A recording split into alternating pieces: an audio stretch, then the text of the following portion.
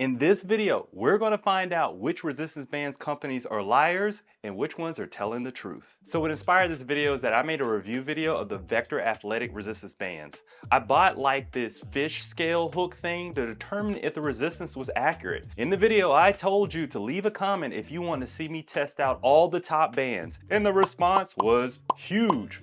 So here we are. Now, all these resistance bands companies have these claims of how much resistance that they have, and I really don't find them accurate when I compare them to dumbbells. Some say they're the strongest in the world, and I see stuff that I buy that are cheaper that seems stronger than that. So the way we're gonna test these bands is use this digital scale hook. So that I'm gonna pull it along, attached to a door anchor on the door like you would do at home, and I'm gonna pull them until they can't stretch anymore, or if I feel like it's going to kill me. Now, I really don't know what's going to happen with these results. I'm just as curious as you are, and slightly terrified. Now, I got to make sure I say this. Don't try this at home. Don't pull these bands to their max limit with me without any safety or anything like that. I'm going to put my life in danger so you don't have to. So my last dying wish is that you hit that like button. Please. Thank you. Now I'm doing a mix of bands that I'm testing. I'm testing out the top bands that you can find out there on the internet, and I'm also testing out the bottom of the barrel, just Amazon one, because I want to compare and see, like, are the resistance similar? Do you need to buy something expensive? We're gonna find all that out today. And if this is your first time on the channel, my name is Disciplined Dave, and my channel is dedicated to everything that's home workouts. So if you're looking to get fit at home, if you're tired of the gym, make sure you hit that subscribe button. So let's go ahead and test out these bands and not die. Now first up is the Undersun bands. And the first band I tested was the extra light band, and because it seemed kind of flimsy and I definitely thought this was gonna pop. Oh snap! But it didn't pop. But I was extremely scared. But the good thing about these bands are they did hold up to all the claims that they put on their website. So these definitely passed the tests. Seems like they are very honest with the resistance that you get. They were all within range. See, the thing about the Undersun bands were they were very stretchy, so it seems like you really have to like go at a far distance to get the resistance levels. So next up we have the Clinch fitness resistance bands, and these are also a loop style bands.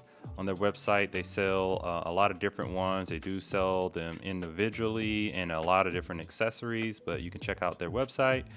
But with this test, it looks like they all also lived up to the claims that are on their websites for the resistance level.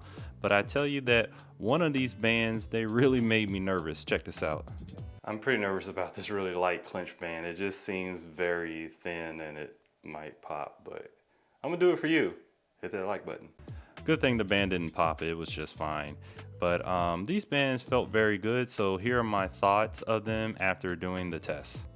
The thing I like about in the clinch test, it wasn't as stretchy as the Undersun, so I feel like you'll get like that real resistance in no matter what your height is, and you don't have to pull the band really far out to get the resistance claims. So next up we have the Bodylastic Resistance Bands. This is a tube style band. This is probably the top resistance band company that's out there. What makes these bands so popular and unique is that they have anti-snap technology. So there's a rope in the middle of the band, so that way it can't go beyond its limit, which made this very easy for testing, so I can just stretch it out until it stopped. But these also lived up to the claims that were on the website. And these are my thoughts after using these bands. Okay, wow, I didn't see that coming. With the Bodylastic bands, not only were they over the amounts that are put on the end of the carabiner hooks, every band except for the last one, they all stretched out to the same length. So it seems like the resistance is consistent, if that makes sense, versus like the light band doesn't need to be stretched out really, really far to get the resistance, or the heavy band is like a lot shorter. You get the same consistent amount of resistance as far as like how much the distance is in all the sets of bands. Keep in mind, except for the last one, which was the thickest band. But I mean, that's pretty great that all the bands except for one, the same stretch distance gave you really good resistance. Didn't see that coming. So next up we have Toral Bands, which is a tube style band, and they claim to be the world's first 250-pound bands. Now they have this unique carabiner hook that's patented that looks a lot different than other ones there, I guess for durability. But I'm here to tell you that this one definitely failed every band of what the numbers that they claim on there. And you can tell immediately when you compare them to the other bands on the test, these were just no good. They were bad. They didn't match up at all. So this was a failed test for Toral Bands. Now they say that they're the world's first 250-pound bands, but I don't know what world they're talking about. Here are my thoughts after testing these bands.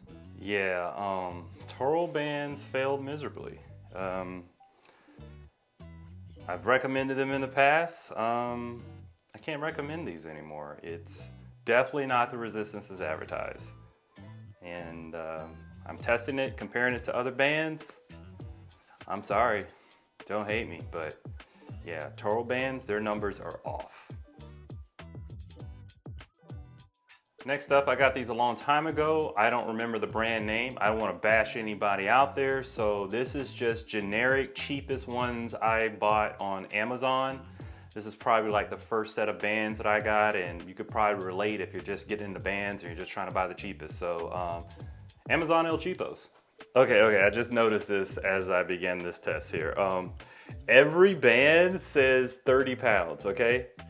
That's crazy. They're different colors. They seem like the same thickness. They all say 30 pounds. So I guess we only need to test one of these. Oh wait, I found another one. This is another generic Amazon one, and it has 50 pounds on there. So we got two to test. I tested these out just to see if there was any real difference. And I did find out that none of these lived up to the claims. So lesson learned here, don't buy cheap bands and think that you're going to get the resistance levels that they advertise, because these were definitely off. And here are my thoughts after using these bands. So what did we learn here today? 1, you don't want to buy cheap bands.